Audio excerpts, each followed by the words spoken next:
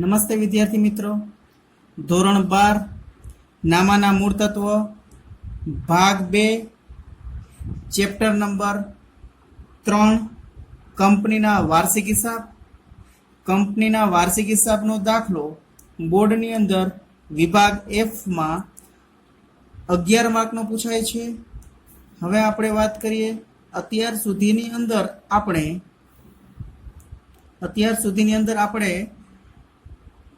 અલગ અલગ પત્રકો આપણે સમજ્યા છીએ. સૌથી પહેલા આપણે નફા નુકસાનનું પત્રક આપણે સમજ્યા હતા. એના પછી આપણે પાકા સરવૈયાની અંદર ઇક્વિટી અને જવાબદારીનું દર્શાવતું પત્રક સમજ્યા હતા. એના પછી આપણે પાકા સરવૈયાની અંદર મિલકતો દર્શાવતું પત્રકો આપણે સમજ્યા હતા. તો 3 પત્રક આપણે અલગ અલગ સમજ્યા હતા. જો પરીક્ષાની અંદર આપણને એવું પૂછવામાં આવે કે નફા નુકસાનનું પત્રક દર્શાવો તો માત્ર નફા નુકસાનને લગતું જ પત્રક દર્શાવવાનું છે. જો પરીક્ષાની અંદર આપણને એવું કહેવામાં આવે ઇક્વિટી અને જવાબદારી દર્શાવતું પત્રક તૈયાર કરો તો માત્ર ઇક્વિટી અને જવાબદારી દર્શાવતું પત્રક જ તૈયાર કરવું પડે. જો પરીક્ષાની અંદર આપણને એવું કહેવામાં આવે કે મિલકતો દર્શાવતું પત્રક તૈયાર કરો તો આપણે મિલકતો દર્શાવતું પત્રક તૈયાર કરવું પડે. હવે જો પરીક્ષાની અંદર આપણને એવું કહેવામાં આવે કે પાકું સરવૈયું તૈયાર કરો એવું કહેવામાં આવે તો આપણે ઇક્વિટી અને જવાબદારી દર્શાવતું પત્રક અને મિલકતો દર્શાવતું પત્રક બંને દર્શાવતું પત્રક આપણે તૈયાર કરવું પડે એકસાથે. ઇક્વિટી અને જવાબદારી દર્શાવતું પત્રક અને મિલકતો દર્શાવતું પત્રક આપણે બંને એકસાથે તૈયાર કરવું પડે. પણ એના ક્રમની અંદર ક્યારેય પણ આપણે ચેન્જીસ કરવાનો નહીં, ફેરવવાનું નથી. સૌથી પહેલા આપણે ઇક્વિટી અને જવાબદારી દર્શાવતું પત્રક જ આવવું જોઈએ, પછી આપણે મિલકતો દર્શાવતું પત્રક પછી જ આવવું જોઈએ. જો પરીક્ષાની અંદર આપણે આડાઅવળું કરીએ તો એ વેલિડ ગણાતું નથી. એટલા માટે સૌથી પહેલા આપણે પાકું સરવૈયું બનાવીએ તો સૌથી પહેલા ઇક્વિટી અને જવાબદારી દર્શાવતું પત્રક બનાવવાનું અને પછી જ આપણે મિલકતો દર્શાવતું પત્રકો તૈયાર કરવાનું હોય છે. હવે એના પછીની વાત કરીએ આપણે. જો પરીક્ષાની અંદર તમને એવું કહેવામાં આવે કે વાર્ષિક હિસાબ તૈયાર કરો કે જે આ દાખલાની અંદર કીધું છે, ઉપરની માહિતી પરથી કંપની દ્વારા 2013ના પરિશિષ્ટ 3 મુજબ તારીખ 31/3/17ના રોજ પૂરા થતા વર્ષના વાર્ષિક હિસાબો તૈયાર કરો આવું આપણને કહેવામાં આવે. વાર્ષિક હિસાબો તૈયાર કરો આવું આપણને કહેવામાં આવે ત્યારે આપણે સમજવાનું કે અહીંયા આપણે નફા નુકસાનનું પત્રક અને પાકું સરવૈયું બંને દર્શાવવાનું છે. નફા નુકસાનનું પત્રક અને પાકું સરવૈયું બંને દર્શાવવાનું છે. એટલે સૌથી પહેલા આપણે નફા નુકસાનનું પત્રક જ બનાવવાનું. નફા નુકસાનના પત્રકો બનાવ્યા પછી જ આપણે ઇક્વિટી અને જવાબદારી દર્શાવતું એટલે કે પાકા સરવૈયાની અંદર ઇક્વિટી અને જવાબદારી દર્શાવતું પત્રક તૈયાર કરવાનું અને પછી જ આપણે મિલકતો દર્શાવતું પત્રક તૈયાર કરવાનું થશે. તો હવે આપણે 10મા પ્રશ્નની શરૂઆત કરીશું. તો 10મો પ્રશ્ન છે એ આપણે છેલ્લા 2 લેક્ચરની અંદર જોયું કે છેલ્લા 2 લેક્ચરોની અંદર આપણે 10મા પ્રશ્નની અંદર આપણે જે નફા નુકસાનનું પત્રક અને પાકા સરવૈયાની અંદર ઇક્વિટી અને જવાબદારી દર્શાવતું પત્રક આપણે ઓલરેડી બનાવી લીધું છે. તો હવે આજના લેક્ચરની અંદર આપણે 10મા દાખલા ઉપરથી પાકા સરવૈયાની અંદર મિલકતો દર્શાવતું પત્રકો આપણે આજે તૈયાર કરવાનું થશે. તો સૌથી પહેલા આપણે ક્વેશ્ચન વાંચી લઈએ ફરી એકવાર અને પછી આપણે પાકા સરવૈયાની અંદર મિલકતો દર્શાવતું પત્રકોની શરૂઆત કરીશું. સૌથી પહેલા પ્રશ્નની અંદર તારીખ 31/3/17ના રોજનું પાર્થ લિમિટેડનું કાચું સરવૈયું નીચે મુજબ છે. કાચું સરવૈયું આપ્યું છે. પ્રશ્નની અંદર 3 કોલમ છે. વિગત, ઉધાર રૂપિયા, જમા રૂપિયા, 3 કોલમ આપેલી છે. સૌથી પહેલા વેચાણની રકમ આપેલી છે 11,25,000 રૂપિયા. પછી કર્મચારી લાભના ખર્ચા 1,95,000 રૂપિયા છે. માલ સામગ્રી 1,65,000 રૂપિયા છે. નાણાકીય પડતર 26,250 રૂપિયા છે. જામીનગીરી પ્રીમિયમ 60,000 રૂપિયા છે. કાયમી મિલકતોમાં દ્રશ્ય મિલકતો 12 લાખ રૂપિયા છે. વેપારી દેવા વેપારી દેવાના 90,000 રૂપિયા છે. ઇક્વિટી શેર મૂડી, ઇક્વિટી શેર મૂડીના 7,50,000 રૂપિયા છે. વેપારી લેણા 60,000 રૂપિયા છે. અન્ય ઉપજ એના 30,000 રૂપિયા છે. લાંબા ગાળાના ઉછીના નાણાં એના 5,25,000 રૂપિયા છે. રોકડ અને બેંક સિલક 90,000 રૂપિયા છે. ઘસારો 33,750 રૂપિયા છે. વેચેલ માલની પડતર 6 લાખ રૂપિયા છે. બિનચાલુ રોકાણો 2,10,000 રૂપિયા છે. અને નીચે આપણને સરવાળો આપ્યો છે 25,80,000.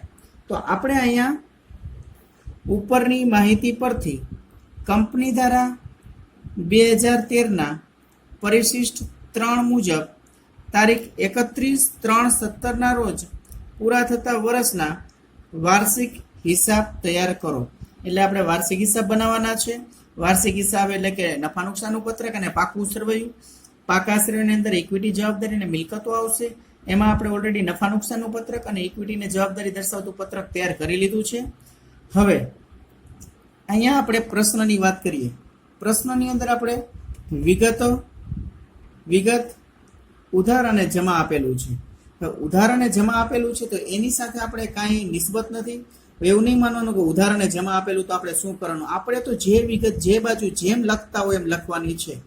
હવે સૌથી પહેલા આપણે નફા નુકસાનનું પત્રકનું આખું ફોર્મેટ લખ્યું હતું. પછી આપણે ઇક્વિટી અને જવાબદારી દર્શાવતું પત્રકનું ફોર્મેટ લખેલું હતું. હવે આપણે મિલકતો દર્શાવતા પત્રકનું ફોર્મેટ લખવાનું છે. હવે મિલકતો દર્શાવતા પત્રકનું ફોર્મેટ તૈયાર કરતા પહેલા એકવાર હું મિલકતો દર્શાવતું પત્રક છે એનું આખું ફોર્મેટ છે એનું આખું નમૂનો છે તે બોલી જાઉં છું અને પછી આપણે દાખલાની શરૂઆત કરીશું. સૌથી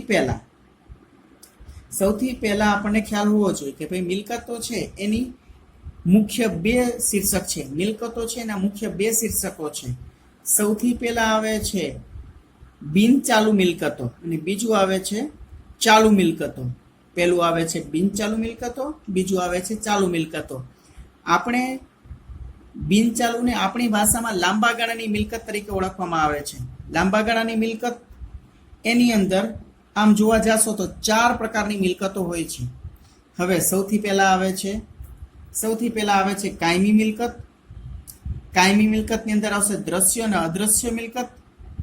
બીજું આવે છે બિનચાલુ રોકાણો. ત્રીજું આવે છે લાંબા ગાળાની લોન અને ધિરાણ. ચોથું આવે છે અન્ય બિનચાલુ મિલકતો. હવે એના પછી ચાલુ મિલકતો. ચાલુ મિલકતોની અંદર આમ જોવા જઈએ તો 6 ભાગ પડે છે. 6 ભાગ પડે છે એની અંદર આપણે ચાલુ મિલકતનું સૂત્ર બનાવેલું છે. આ જે સૂત્ર છે આપણે યાદ રાખવાનું છે. ચા, મા, વે, રો, ટૂંકા, અન્ય.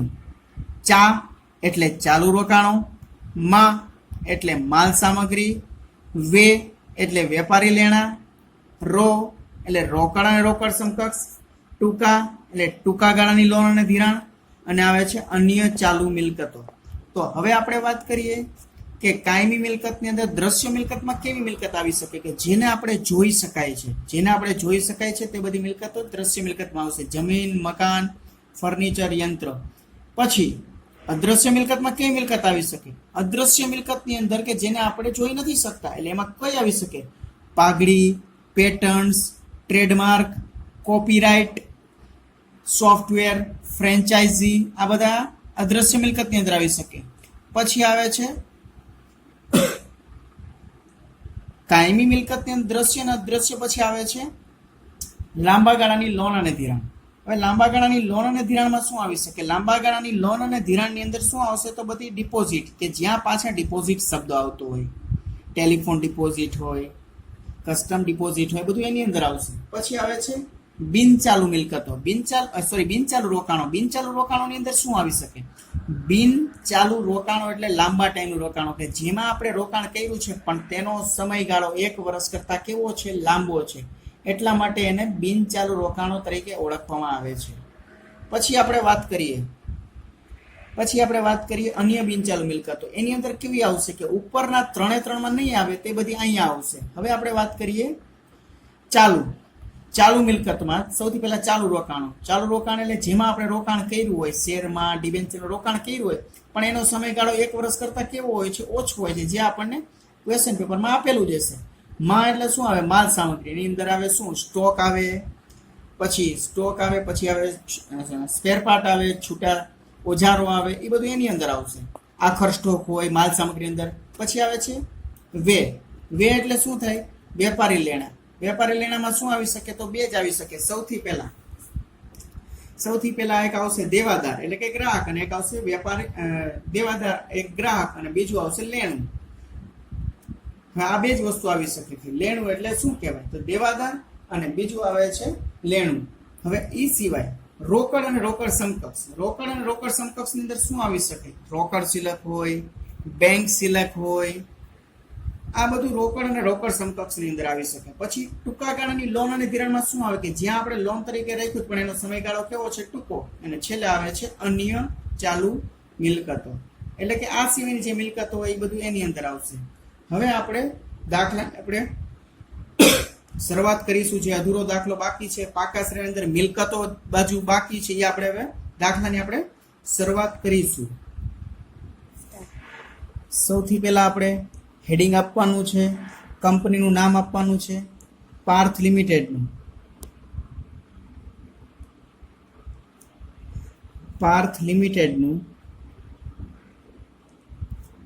તારીખ 31/3/17 રોજનું પાકું સરવૈયું.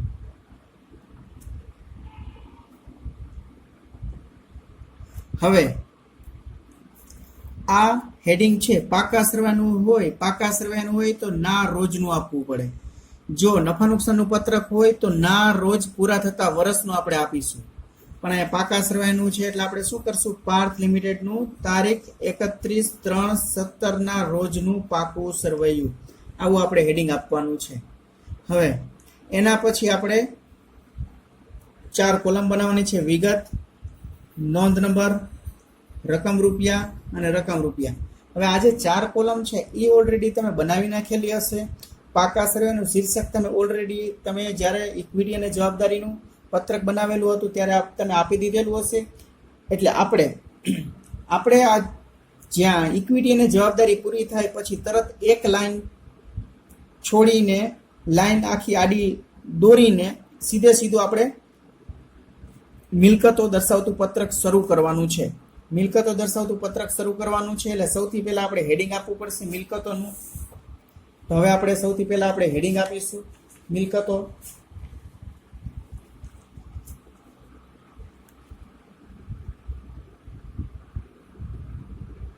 મિલકતો એવું હેડિંગ આપવાનું છે. મિલકતો હેડિંગ આપ્યા પછી સૌથી પહેલા મિલકતોના 2 ભાગ પડે છે. સૌથી પહેલું આવે છે કાયમી મિલકતો. મિલકતોનું આપણે પત્રક બનાવતા એટલે આખું એનું ફોર્મેટ તો આપણે લખી જ નાખવાનું, જેમ આવતું એમ. કાયમી મિલકતો. હવે કાયમી મિલકતોની અંદર આપણને ખ્યાલ છે 2 ભાગ પડે છે. પહેલું આવે છે દ્રશ્ય અને બીજું આવે છે અદ્રશ્ય. હવે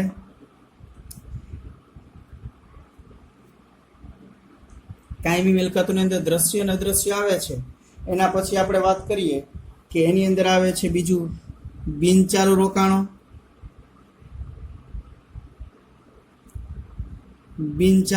આપણે લખવાનું આવશે.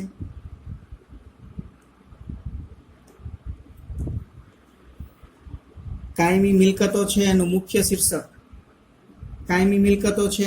શીર્ષક આપણે આપવાનું છે કે બિનચાલુ મિલકતો એનું મુખ્ય શીર્ષક છે. અહીંયા આપણે નામ આપીશું બિનચાલુ મિલકતો.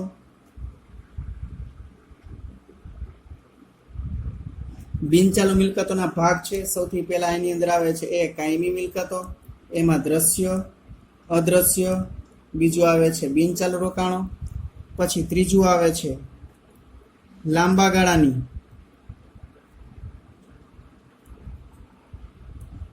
ગાળાની લોન ડેશ ધિરાણો,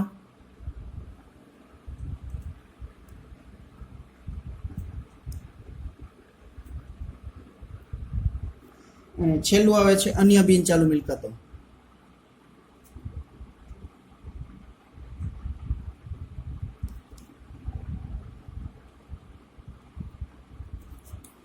આ રીતે આપણે બિનચાલુ મિલકતો છે એના 4 ભાગ છે. બિનચાલુ મિલકતમાં સૌથી પહેલા કાયમી મિલકતો, એમાં દ્રશ્ય અને અદ્રશ્ય, બીજું આવે છે બિનચાલુ રોકાણો, ત્રીજું આવે છે લાંબા ગાળાની લોન અને ધિરાણ, અને છેલ્લું આવે છે ચોથું અન્ય બિનચાલુ મિલકતો.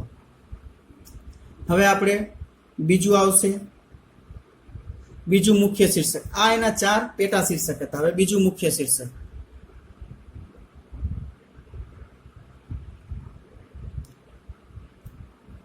ચાલુ મિલકતો. ચાલુ મિલકતો એનું મુખ્ય શીર્ષક છે. એના 6 પેટા શીર્ષક છે. એ સૂત્ર યાદ રાખવા માટેનું મેં તમને કીધેલું જ છે. સૌથી પહેલા આપણે લખશું અહીંયા પહેલું આવે છે ચાલુ રોકાણો,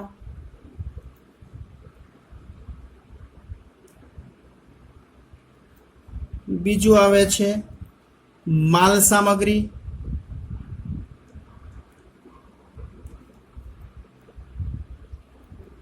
ત્રીજું આવે છે વેપારી લેણા,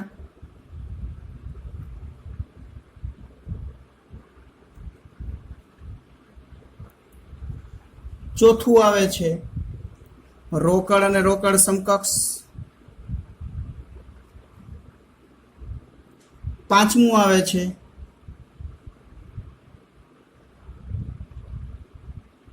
ટૂંકા ગાળાની લોન અને ધિરાણ,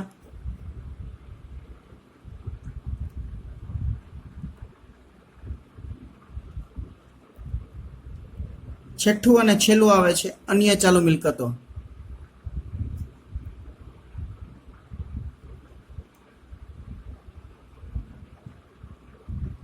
અને નીચે આવે છે સરવાળો કુલ. પાકું સરવૈયું એટલે આપણને ખ્યાલ હોવો જોઈએ ઇક્વિટી અને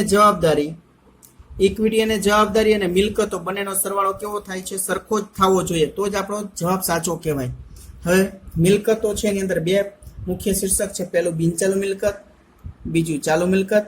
બિનચાલુ મિલકતના આપણે 4 પેટા પ્રકાર જોયા: કાયમી મિલકત, બિનચાલુ રોકાણો, લાંબા ગાળાની લોન અને ધિરાણ, અને અન્ય બિનચાલુ મિલકતો.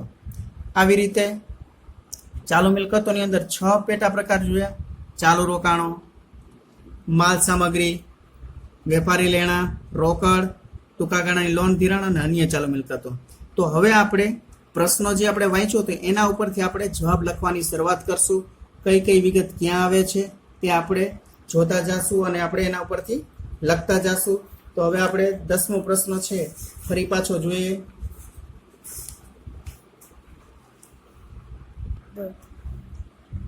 હવે આપણે પ્રશ્નો પણ જોતા જાશું અને જે વિગત પાકા શ્રેણીમાં મિલકતો બાજુ આવતી હશે એ આપણે લખતા જાશું. સૌથી પહેલા આપણે 10મો પ્રશ્ન જોઈએ. એમાં સૌથી પહેલા આપેલું છે વેચાણ. તો વેચાણ છે આપણે ઓલરેડી નફા નુકસાનના પત્રકની અંદર આપણે લખી નાખેલું છે. કામગીરીમાંથી ઉપજમાં એટલે આપણે અહીંયા આવશે નહીં. પછી આવે છે કર્મચારી લાભના ખર્ચા. કર્મચારી લાભના ખર્ચા પણ આપણે નફા નુકસાનના પત્રકની અંદર આપણે લખી નાખેલું છે. માલ સામગ્રી. હવે માલ સામગ્રી છે એ પાકા મિલકત એના બાજુ આવે. હવે આપણે જોશું માલ સામગ્રી ચાલુ મિલકતની અંદર માલ સામગ્રી બીજું આપેલું છે. માલ સામગ્રીની રકમ કેટલી છે તો કે 1,65,000 રૂપિયા માલ સામગ્રીની રકમ છે. 1,65,000 રૂપિયા માલ સામગ્રીની રકમ આપણે માલ સામગ્રીમાં લખશું 1,65,000 રૂપિયા. પછી હવે આપણે એના પછીની વિગત જોઈએ. નાણાકીય પડતર છે એ આપણે ઓલરેડી નફા નુકસાનના પત્રકની અંદર આપણે નાણાકીય પડતર છે લખી નાખેલું છે એટલે આપણે અહીંયા લખવામાં નહીં આવે. એના પછી જામીનગીરી પ્રીમિયમ. જામીનગીરી પ્રીમિયમની રકમ છે તે આપણે ઓલરેડી જામીનગીરી પ્રીમિયમની રકમ આપણે ઓલરેડી ઇક્વિટી અને જવાબદારી બાજુ લખી નાખેલું છે, એટલા માટે આપણે અહીંયા લખવામાં નહીં આવે. જામીનગીરી પ્રીમિયમ છે તે અનામત અને વધારામાં આપણે લખેલું છે. પછી કાયમી મિલકતમાં કઈ મિલકત આવી છે? દ્રશ્ય મિલકત શબ્દ હોય એટલે અહીંયા આવશે. કેટલા રૂપિયા છે દ્રશ્ય મિલકતના? 12 લાખ રૂપિયા. તો હવે આપણે અહીંયા જોશું મિલકતોની અંદર, બિનચાલુ મિલકતોની અંદર કાયમી મિલકતો. હવે કાયમી મિલકતો છે એની અંદર કેવી મિલકત છે? તો કે દ્રશ્ય. અને કેટલા રૂપિયા છે એના? કે 12 લાખ રૂપિયા છે. કાયમી મિલકતમાં દ્રશ્યમાં આપણે 12 લાખ રૂપિયા લખ્યા. પછી આવે છે વેપારી દેવા. વેપારીને આપણે પૈસા દેવાના છે. કેટલા રૂપિયા આપણે વેપારીને દેવાના છે? તો કે 90,000 રૂપિયા. એ આપણે ઓલરેડી ઇક્વિટી અને જવાબદારી બાજુ લખી નાખેલું છે. ઇક્વિટી શેર મૂડી. ઇક્વિટી શેર મૂડી છે તે આપણે પાકાશ્રયમાં ઇક્વિટી અને જવાબદારી બાજુ આપણે દર્શાવી દીધું છે. વેપારી લેણા. હવે પાકાશ્રય મિલકત બાજુ શું આવશે? તો કે મિલકતો અને લેણા હોય બે વસ્તુ આવે. તો વેપારી લેણા છે કેટલી રકમ છે એની? વેપારી લેણાની 60,000. વેપારી લેણાના 60,000 રૂપિયા છે તે આપણે મિલકતો બાજુ દર્શાવવાના છે. ચાલુ મિલકતોની અંદર, ચાલુ મિલકતોની અંદર આવશે વેપારી લેણા, અને વેપારી લેણાની રકમ છે 60,000 રૂપિયા. એટલે આપણે ચાલુ મિલકતમાં લખશું આપણે 60,000 રૂપિયા વેપારી લેણામાં. ચલો હવે એના પછી આગળ વધીએ. અન્ય ઉપજ. અન્ય ઉપજ છે આપણે નફા નુકસાનના પત્રકની અંદર આપણે ઓલરેડી અન્ય ઉપજના રૂપિયા દર્શાવી દીધેલા છે.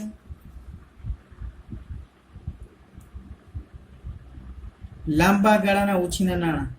લાંબા ગાળાના ઉછીના નાણાંનો મતલબ એવો થાય છે કે આપણે લાંબા સમય સુધી આપણે ઉછીના પૈસા લીધા છે, તો લાંબા ગાળાના ઉછીના નાણાં છે તે પણ આપણે ઇક્વિટી અને જવાબદારી બાજુ દર્શાવી દીધા છે. રોકડ અને બેંક શિલક. રોકડ અને બેંક શિલક છે, રોકડ અને બેંક શિલક છે એ શેમાં આવશે? તો કે પાકાશ્રયમાં આવે. પણ કેમાં આવે? મિલકતો બાજુ. રોકડ અને બેંક શિલક કેમાં આવશે? પાકાશ્રય મિલકત બાજુ. એટલે કે અહીંયા એની રકમ છે 90,000 રૂપિયા, તે આપણે પાકાશ્રય મિલકતો બાજુ દર્શાવવા પડશે. રોકડ અને બેંક શિલક એની રકમ આપણે લખવાની છે 90,000 રૂપિયા.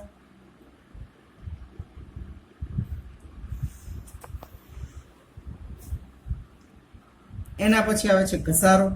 ઘસારો છે 33,750. ઘસારો આપણે ઓલરેડી નફા નુકસાનના પત્રકની અંદર દર્શાવી દીધો છે, એટલે આપણે અહીંયા ઘસારો લખવાની જરૂર નથી. વેચેલ માલની પડતર. વેચેલ માલની પડતર છે તે આપણે નફા નુકસાનના પત્રકની અંદર આપણે દર્શાવી દીધેલું છે, એટલે આપણે અહીંયા દર્શાવવાની જરૂર નહીં પડે. હવે બિનચાલુ રોકાણો. રોકાણ આપણી મિલકત કહેવાય, એટલે કે મિલકતો બાજુ આવશે પાકાશ્રય, મિલકતો બાજુ આવશે બિનચાલુ રોકાણો. બિનચાલુ શબ્દ આવે એટલે બિનચાલુ મિલકતમાં આવે કે જેનો સમયગાળો 1 વર્ષ કરતાં વધારે હોય. હવે બિનચાલુ રોકાણો. બિનચાલુ રોકાણો છે એ ત્યાં લખવાનું આવશે, અને જે એની રકમ છે બિનચાલુ રોકાણોની 2,10,000 રૂપિયા છે. 2,10,000 રૂપિયા આપણે બિનચાલુ રોકાણોની જગ્યાએ દર્શાવવું પડશે આપણે.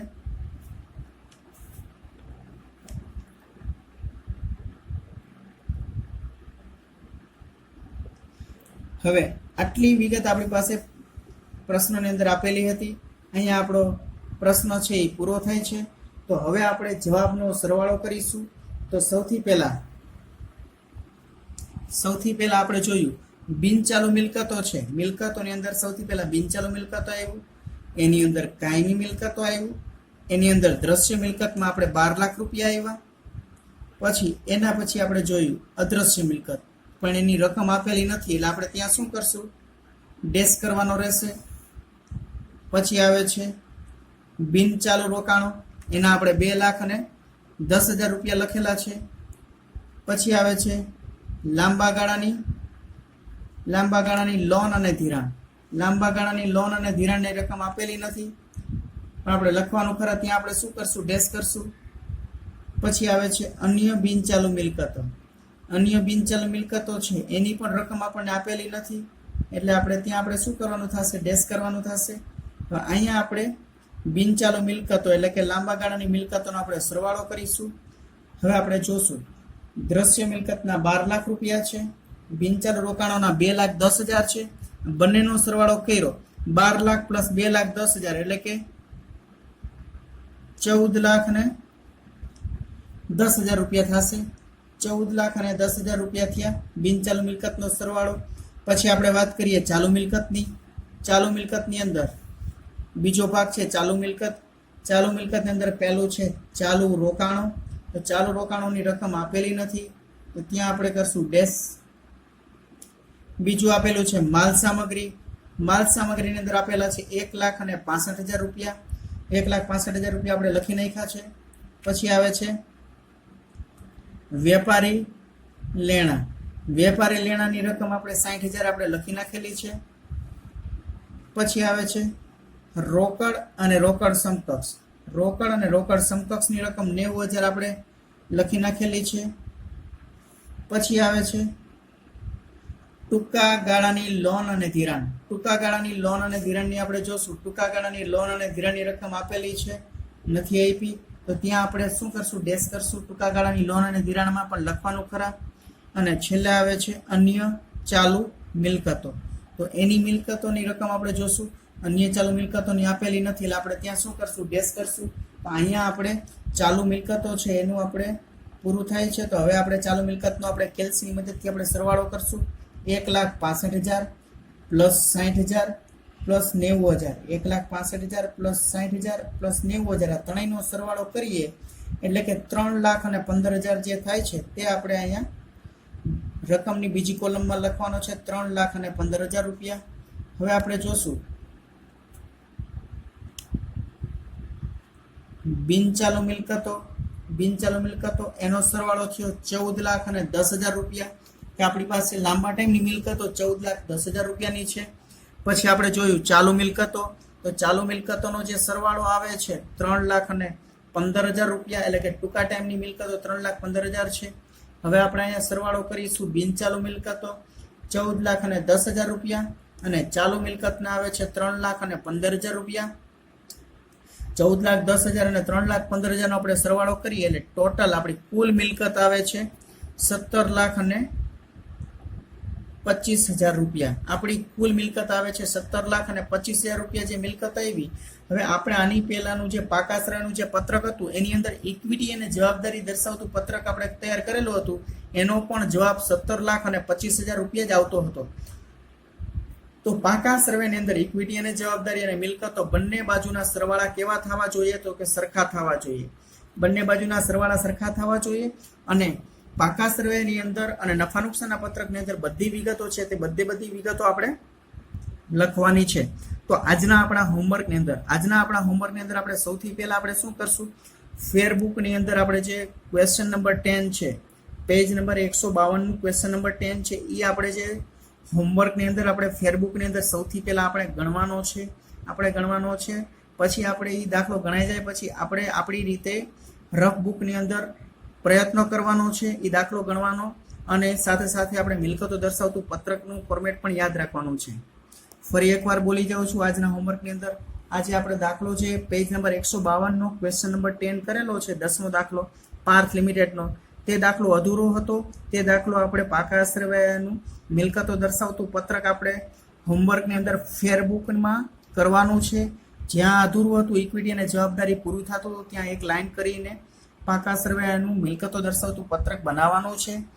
હવે એ બનાવાઈ જાય પછી આપણે રફ બુકની અંદર આપણી રીતે પ્રયત્નો કરવાનો છે અને સાથે સાથે આપણે મિલકતો દર્શાવતું જે પત્રક છે એનું ફોર્મેટ પણ આપણે પાકું કરવાનું છે. તો હવે પછીના લેક્ચરની અંદર આપણે દાખલા નંબર 9ની આપણે શરૂઆત કરીશું. તો આજના હોમવર્કની અંદર આ 3 વસ્તુ થઈ જાય પછી આપણે ક્વેશ્ચન નંબર 9 છે એના માટેનું આપણે નફા નુકસાનનું પત્રક પણ આપણે વાંચી લેવાનું છે અને નેક્સ્ટ લેક્ચરની અંદર આપણે 9મો દાખલો છે એનું આપણે નફા નુકસાનના પત્રકની આપણે શરૂઆત કરીશું. તો પછી